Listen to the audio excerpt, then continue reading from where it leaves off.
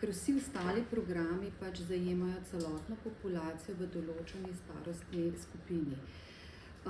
Zdaj, možnosti identifikacije je več, tako kot je bilo narejeno tudi v tujih raziskavah. Eno je z vprašalniki in vabilom, kratek vprašalnik o kajenju, se pošlje pač vsem v določeni starostni skupini in potem pač se pridobi odgovore in potem izračuna oziroma oceni tveganje za nastanek pač raka pljuč in potem so tisti z visokim tveganjem povabljeni na samo presejanje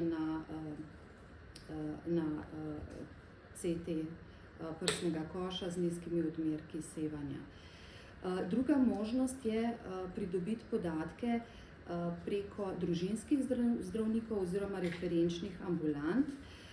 To se je v tujih raziskavah pokazalo, ta individualni pristop celo boljši za udeležbo presejalnega programa.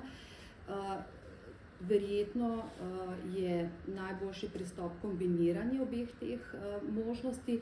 V prihodnosti pa pričakujemo tudi nekaj veliko korist tudi oziroma možnost uporabe e-kartona. To je projekt, ki je v pripravi, je pa v bistvu namen tega povezati medicinske podatke po celi Sloveniji in eden od podatkov naj bi bil pač v tem sistemu tudi kajenje.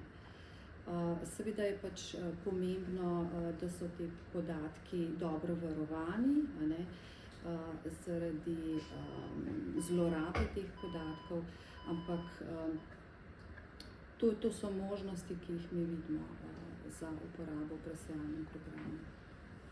Je pa seveda tudi ta čas, ki ga imamo zdaj s tujimi strokovnjaki v tem projektu, je pač pomemben za nas, tudi narejene bodo analize, tudi raziskava javnega mnenja, in tudi od teh podatkov si obetamo, da bomo lahko si pomagali tudi pri tej odločitvi, kako v bistvu pravilno nekako izbrati to ciljno populacijo.